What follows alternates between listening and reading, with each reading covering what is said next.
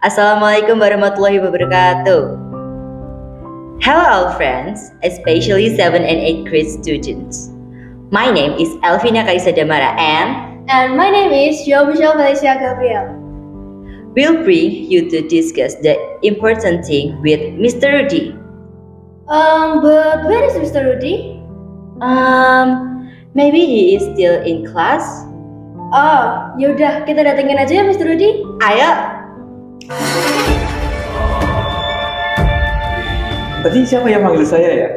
Kita berdua. Kita berdua manggil Pak Rudi. Iya. Oke, Michelle, mumpung ada Pak Rudi nih, kita mau tanya apa? Udah belajar belum itu materi yang esensial itu? Sudah dong. Dikit, ya mungkin sedikit kira-kira ya. setengah lebih ya. That's good. Elvina and Michelle, be careful about the material. Nah, saat ini kita waktunya untuk belajar nih. Jadi bagaimana menguasai materi dengan menggunakan guidelines atau garis besar, atau membahas kisi-kisi tentang soal-soal yang akan muncul di dalam penilaian sumatif akhir tahun besok. Ya. Nah, ya. Nah Pak Rudi, ini pasti banyak banget nih ditanyain sama teman-teman kita, entah itu yang kelas 7 sama kelas 8. Iya, apa? Kira-kira materi di soal nanti susah atau gampang nih Pak? Karena kalau misal susah kan, ya pasti nilainya wah. Ya, oke. Ya ini yang ditakutkan kan kalian nggak bisa mengerjakan kan? Ya. Dan materi tentu saja cara membuat soal ya itu ada kriterianya. Jadi soal itu ya, kalau katakan soal itu dibagi 3 kelompok ya, ada yang mudah, ada yang sedang, ada yang sulit. Tentu saja yang mudah pasti bisa, yang sedang bisa, yang sulit ini kan. Nah, yang sulit ini perlu improvement di dalam belajar bahasa Inggrisnya. Makanya ayo kita ikuti kegiatan ini supaya soal-soal yang sulit nanti kita tunjukkan bagaimana menguasai, membahas, menjawab soal-soal yang sulit tadi. Jadi lebih mudah karena ada guideline-nya. Begitu misalnya. I think that's all. We hope it is useful for us. Yeah. Thank you very much and wassalamualaikum warahmatullahi wabarakatuh. Bye bye. Bye. Okay, let's start from the composition of item test. Kita mulai dari komposisinya ya, seperti biasa. Kelas 8 semester 2. Kemudian soalnya ada 5 bagian. Yang pertama adalah 20 soal pilgan biasa. Kemudian 10 ini kompleks. Kemudian 5 menjodohkan, 5 isian singkat, dan 5 esai. Kita mulai dari pilihan ganda ya, nomor 1 hingga nomor 5. Kalian akan diberikan suatu dialog tentang suatu topik dengan menggunakan bentuk degrees of comparison. Nah, ini kalau diterjemahkan adalah kalimat perbandingan. Nah, tentu saja saya yakin ibu bapak guru kalian sudah memberikan ini di kelas ya, dengan detail begitu. Kemudian di nomor 1 ya, kalau kita lihat 1 adalah menentukan informasi rinci, dan nomor 3 adalah menentukan informasi yang tersurat. Ini soal yang mirip-mirip ya. Jadi bedanya kalau tersurat, kemungkinan ini tersurat tidak tertulis ya. Tersurat itu jawaban dan soalnya ada di dalam teks. Sedangkan yang tersirat, dari informasi yang ada di teks, kalian diminta untuk menentukan sendiri atau menyimpulkan sendiri jawaban yang benar. Ya, berarti yang nomor 3 ini memang tingkatannya lebih sulit daripada nomor 1. Sedangkan yang menggunakan gambaran umum atau menanyakan GU ya istilahnya singkatannya, menanyakan topik atau tema. Nah, hal ini gabungan antara paragraf 1, 2, 3 itu jika tag ya, tag recon misalnya. Tetapi karena di sini adalah dialog sederhana, maka menyimpulkan apa yang dimaksud dari dialog itu. Pertanyaan itu sebenarnya sudah bocor ya. Dalam bahasa Inggris itu banyak yang bocor sebenarnya pertanyaan itu. Ya, pertanyaan sekitar begini misalnya.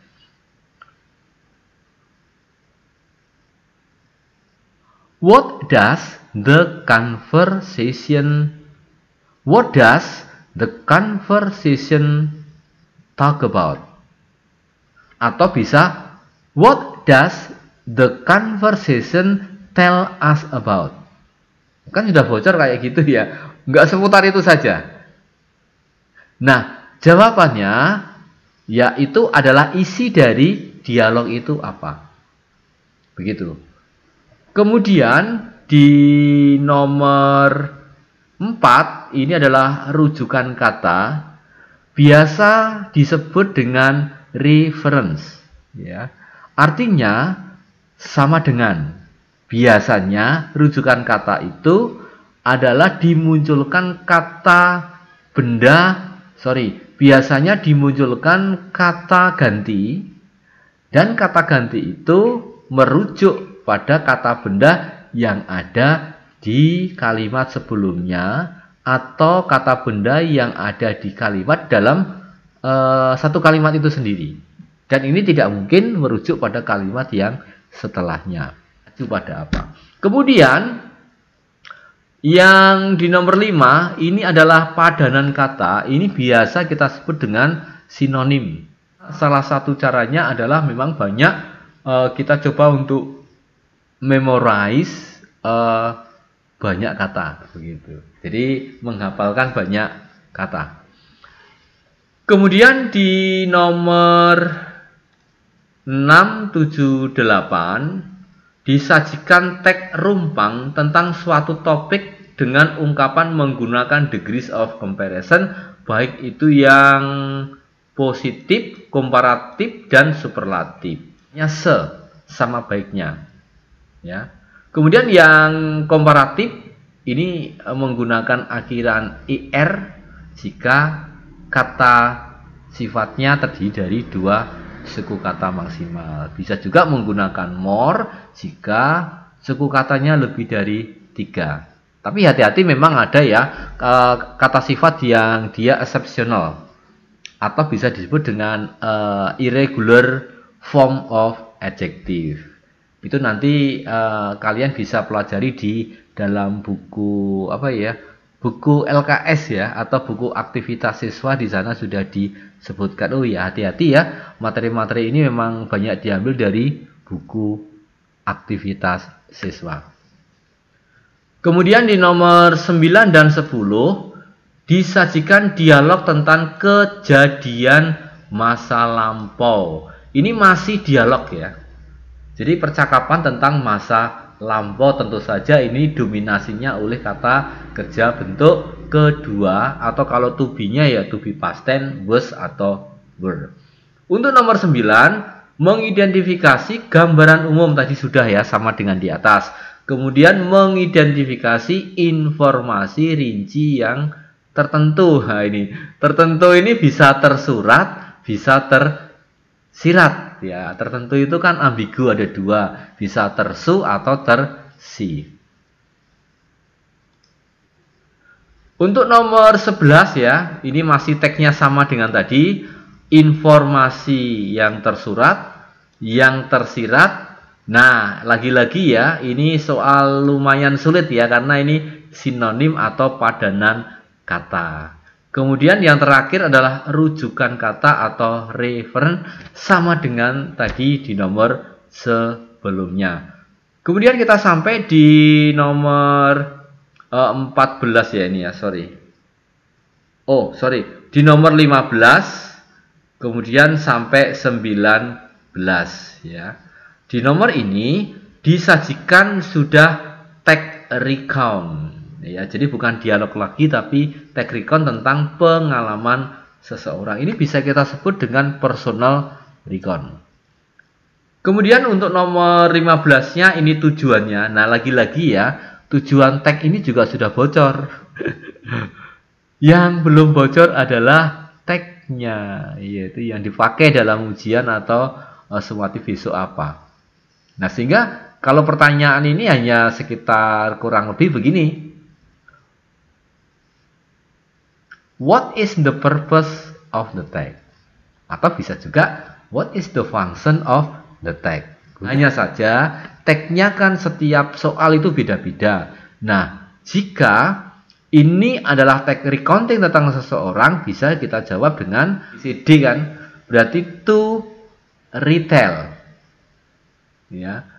The bla bla bla bla. Ini ya. Nah, bla bla bla bla itu diisikan dengan judul atau tema yang ada di dalam teks soal tadi. Atau bisa juga di samping to retail, bisa juga ada kata kerja yang dipakai adalah to entertain the reader. Bisa juga. Jadi untuk menghibur pembaca. Jadi ada dua cara ya menjawab. Tinggal nanti di pilihan A, B, C, D-nya mana? To retail atau to entertain.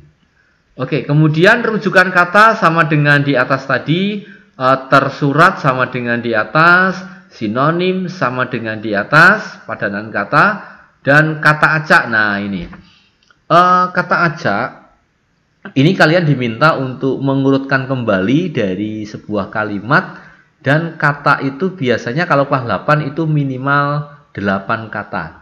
Diacak-acak begitu kalian diminta untuk mengurutkan. Nah, ini keterampilan yang dibangun adalah kalian harus mampu menyusun subjek, predicate, objek, adverb. Nah, adverb sendiri ada 2 jenis. Sebenarnya ada 3 ya, tapi yang umum adalah adverb of time and adverb of place. Nah, kalau ini sudah dikuasai untuk kalimat bakunya seperti itu, nah dengan gampang kalian bisa menata kembali hingga kalimat ini menjadi kalimat yang padu dan meaningful. Dan di nomor 21 ya sampai 23 akan disajikan teks recount tentang biografi atau orang-orang penting ya. Jadi biografi dari orang-orang yang penting misalnya ya, tokoh-tokoh lah dunia maupun tokoh di Indonesia. Nah, jenis ini sudah merupakan jenis pilihan ganda kompleks. Artinya, kalian diminta untuk memilih 2 jawaban yang betul. Jangan pilih 1 ya. Atau mungkin dipilih semua begitu ya. Jadi hanya 2 jawaban yang benar. Sebagai contoh, nomor 21 sampai 23. Mengidentifikasi gambaran umum. Nah, ini sudah terbiasa dengan latihan yang tadi. Ya, latihan membahas kisi-kisi tadi ya. Kemudian tersurat. Sudah seperti tadi menggunakan question word question atau menggunakan how question. Kemudian di nomor 24 ya.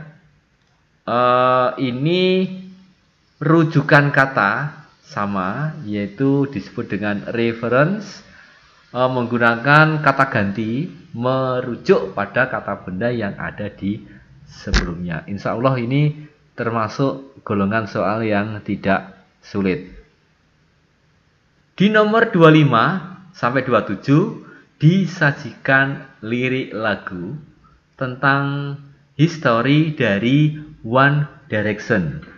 Nah, ini sepertinya band yang tidak asing ya di telinga kita ya. Silahkan nanti dibuka-buka di YouTube ya atau di internet ya. Di nomor 25 mengidentifikasi tema. Nah, tema itu kalau tadi adalah bisa juga disebut dengan gambaran umum ya. Tema, topik dan seterusnya. Ini juga menggunakan question word question. Kemudian pesan dari sebuah lagu itu apa? Nah, lagu yang baik itu harus memberikan suatu pesan moral yang bermanfaat bagi kehidupan sosial. Ya, bagi kita semua. Tidak hanya menyanyikan sebuah lirik hanya untuk kesenangan atau happy atau untuk hiburan, tetapi harus mengandung makna yang mendukung atau value dari lagu itu. Nah, biasanya soal yang dalam bentuk ini bisa diawali dengan what can we learn? Ya, what can we learn to the song? Apa yang bisa kita pelajari dari lagu itu? Kemudian di nomor 27 ya, ini makna kata atau frase. Ya, ini memang jenis soal yang paling sulit yang seperti ini ya. Kalau makna kata ini ya single word, sedangkan phrase ini adalah frase, itu adalah kumpulan kata. Biasanya lebih dari 1 kata. Ini sinonim ya, karena ini adalah makna kata dan ini tidak disebutkan apakah ini antonim atau sinonim. Jadi kalian harus siap dua-duanya. Lanjut di nomor 28, 29, 30. Ini masih pilihan ganda kompleks. Tag recount tentang pengalaman lucu.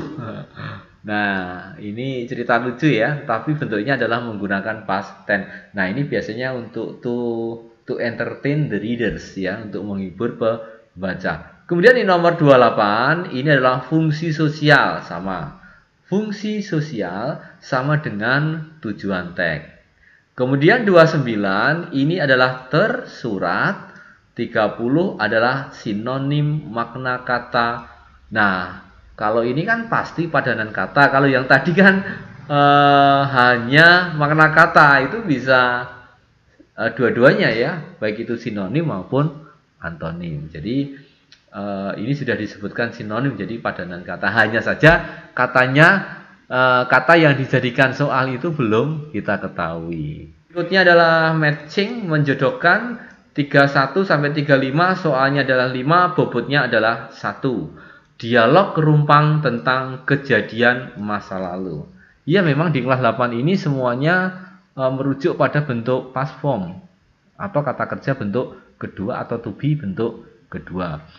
Disajikan sebuah dialog rumpang. Nah, ini rumpang ya, atau close word tag tentang kejadian masa lalu.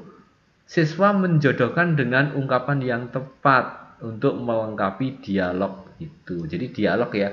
Jadi nanti kalau ada dialog itu ada yang dibolong-bolong begitu ya, antara Budi dengan Herman begitu misalnya ya. Itu nanti ada di bolong-bolong di situ, kalian hanya melengkapi. Bisa jadi yang sebagai pelengkap itu bisa jadi kata kerja kedua. Juga bisa jadi to be atau bahkan bisa kata benda. Nah, karena kita di kisi-kisi ini tidak dijelaskan, maka kita harus siap dengan past form, bentuk kata kerja kedua, atau juga meaning dari conversation itu, percakapan, kata benda, kata sifat yang ada di dalam percakapan itu. Karena itu akan ditanyakan dalam menjodohkan. Kita sampai di nomor 36 sampai 40 ya. Tapi mohon maaf, besok soalnya tidak bentuknya ini ya. Ini diawali 36 sampai 40 itu di dalam soal besok diawali dengan nomor 1 sampai 5. Yang tadi isian tadi juga 1 sampai 5. Hanya saja di kisi-kisinya memang dibuat seperti ini. Tapi it's okay, no problem ya. Kita sudah paham ya asumsi ini. Nah, oke. Tag yang diberikan adalah pengalaman pribadi. Bentuknya tentu saja bentuk lampau. Kemudian di nomor 36 ini sosial fungsi sosial maksudnya ya, tujuan dari tag. Kemudian gambaran umum ini mirip-mirip dengan yang tadi. Kemudian rujukan kata dan ungkapan yang tepat dari kalimat rumpang tentang perbandingan. Nah, ini tentang perbandingan ya. Hati-hati di sini. Ini adalah degrees of comparison yang tadi dijelaskan di soal nomor 1 hingga nomor 4. Kemudian untuk essay ya, atau uraian, asumsinya bahwa ini nomornya 1 begitu ya, ini nomornya 2 dan seterusnya. Ya, oke. Dialog rumpang tentang peristiwa yang terjadi di waktu lampau. Kemudian kalian diminta untuk melengkapi dialog dengan kalimat atau ungkapan yang benar menggunakan bentuk past form. Lagi-lagi ini adalah past form. Ya, memang di kelas 8 ini keterampilan yang dibangun.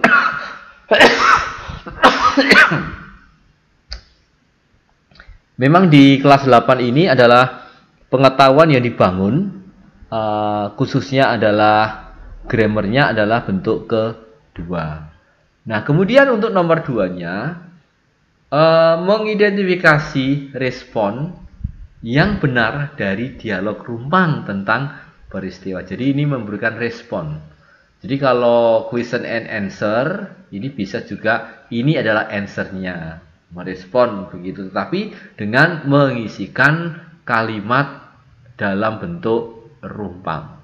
Yang 43 ini ada AB dan menyusun kalimat dengan kata yang diacak-acak dalam bentuk past tense. Hati-hati ya, ingat sekali lagi subjeknya di depan, followed by to be bisa, atau juga followed by kata kerja bentuk kedua. Kemudian objek dan keterangan waktu. Ini soalnya ada dua ya, A dan B. Dan bobotnya ya, essay itu memang 4 ya, satu nomornya. Kemudian di nomor 44 ya, 44 itu asumsinya nanti di nomor 4 begitu. Disajikan sebuah data tentang tahun kelahiran beberapa orang ya. Siswa diminta untuk menyusun 2 kalimat bentuk perbandingan. Nah, ini saya menekankan kalian belajar menulis ya, menulis teks atau kalimat perbandingan yang diberikan clue atau stimulusnya adalah data tentang kelahiran. Biasanya kalau usia itu bisa menggunakan lebih tua atau paling tua, atau lebih muda atau paling muda. Jadi yang digunakan adalah old dan young. Kemudian di nomor 45 ini yang terakhir atau nomor 5 diberikan ilustrasi buku dengan harga dan jumlah halaman yang berbeda. Nah, ini juga akan diberikan suatu soal perbandingan. Jadi sama dengan tadi, hanya saja ini adalah bentuknya superlatif atau paling. Hati-hati kalau paling itu sebelum kata sifatnya harus ada kata atau artikel the. Oke.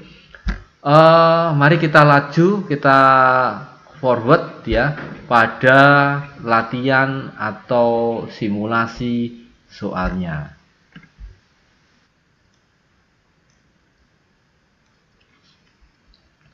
Kita mulai di nomor 1 ya sampai 5 di sini. Ini adalah jenis Oke, kita mulai dari nomor 1 hingga nomor 5. Ini adalah kisi-kisinya yang tadi. Kemudian ini adalah latihan soal yang sangat sederhana antara Adi dan Budi berupa percakapan. Is your house big? Yes, it is. But not as big as Alice.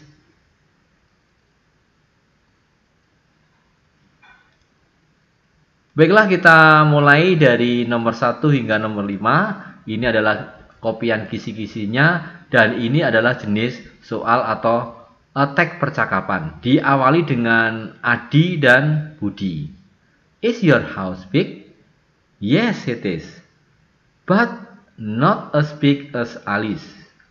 However, my house is more comfortable than his, I think. Nah, ini ada degrees comparison yang menggunakan more comfortable karena terdiri dari 3 suku kata atau lebih.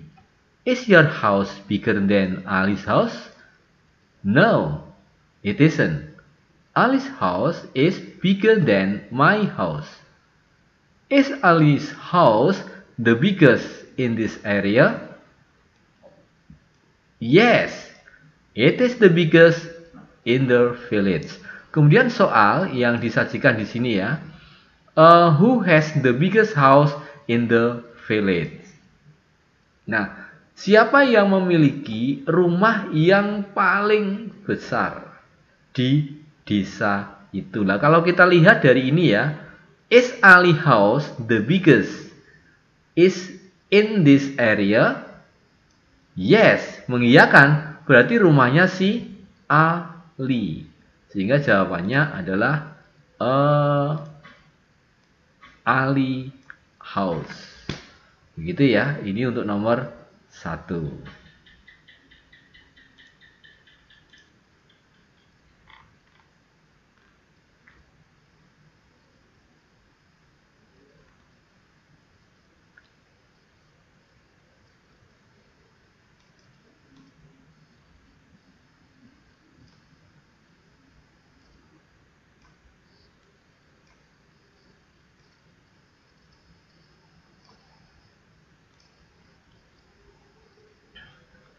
Kemudian di nomor 2 ya, what is the text about? Ini adalah menanyakan gambaran umum. Nah, ini menceritakan apa di dalam teks itu? Ada Adi's house, Budi house, Ali and Budi house, atau Adi and Budi house. Nah, pilihlah salah satu dari 4 options yang tersedia. Nah, jawabannya apa? Karena di sini yang menanyakan kan Adi. Kemudian yang menjawab adalah Budi. Ya, jadi Budilah yang menceritakan tentang rumah dia sendiri dan membandingkan dengan rumahnya si Ali. Berarti jawabannya adalah Ali and Budi house. Jadi yang C ini ya jawabannya ya. Jangan terkecoh ya. Terkecoh itu artinya karena percakapannya adalah Adi dan Budi, maka jawabannya adalah Adi dan Budi. Sedangkan Adi ini hanya menanyakan.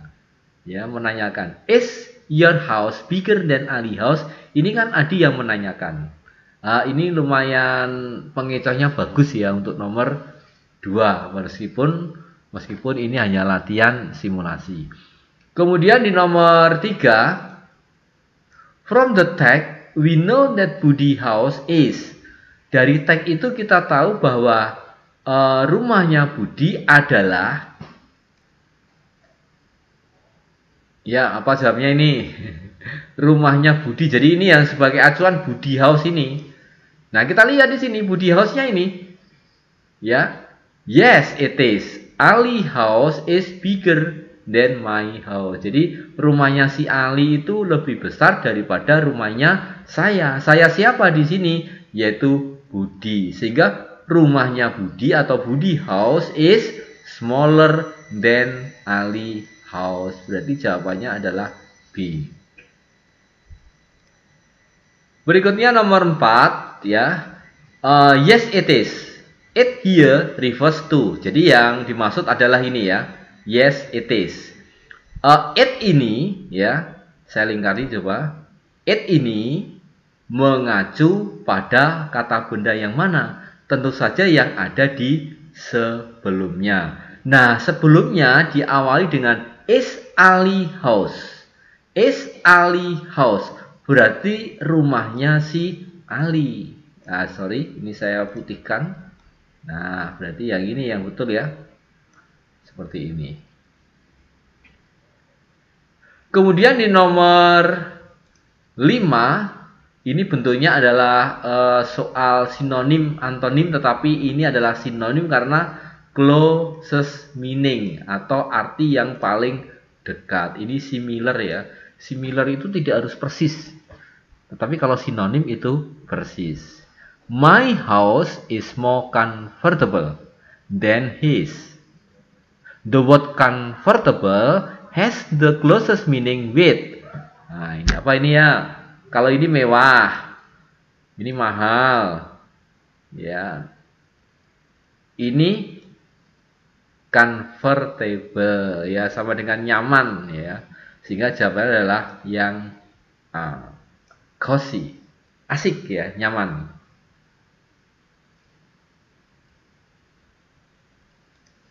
Dan kemudian kita sampai pada soal yang menjodohkan dengan asumsi ini kolom A, ini kolom B. Soal jumlahnya ada 5, sedangkan jawabannya pilihan harusnya ada 10, tapi nanti yang benar hanya 5. Sebagai contoh nomor 1, bla bla bla Desi, so I passed the test very greatly. Nah, ini ada kata kunci pass. Berarti yang ditanyakan adalah did you pass? Nah, ini kata kuncinya sehingga ini adalah C. Ya, masuk di sini. Kemudian di nomor 2-nya, really? I only got 65. Berarti ini merana ya. Nilainya tidak begitu bagus. Artinya apa? Worse. Lebih jelek daripada nilai kamu. Artinya apa? Nilai saya lebih jelek daripada nilai Anda. Nah, ini masih menggunakan degrees of comparison. Ini isinya ada di sini. Ya. Oke. Kemudian yang ketiga misalnya, it's okay Dina, bla bla bla, so that you can get bla bla bla. Ya, kita pilih yang sisanya ya. Nah, di sini karena belum lulus ya 65, maka perlu mengadakan remedial test. Ini berarti ada di 3 seperti ini ya. Dan seterusnya untuk model soal menjodohkan. Baik, kita coba masuk di short essay atau isian pendek. Coba kita coba. Baik, kita coba di isian pendek sekarang ya. Ada 5 soal. Sebagai contoh yaitu what is the purpose of the text? It retells bla bla bla. Nah, isian ini maka kita merujuk pada teks yang ada. Nah, my di sini siapa? Maka bisa adalah dikatakan the writer. Jadi jawabnya adalah it retells the writer's vacation in Bali. Ini ya nomor 1. Sedangkan nomor 2, how long did the writer have holiday in Bali? He stayed for berapa hari ya? 3 hari. Ada di baris kedua. Demikian ya. Ini kurang lebih cara mengisikan isian pendek. Tidak usah panjang-panjang, yang penting tepat. Ya, karena ini adalah isian pendek. Oke, kita lanjut di essay.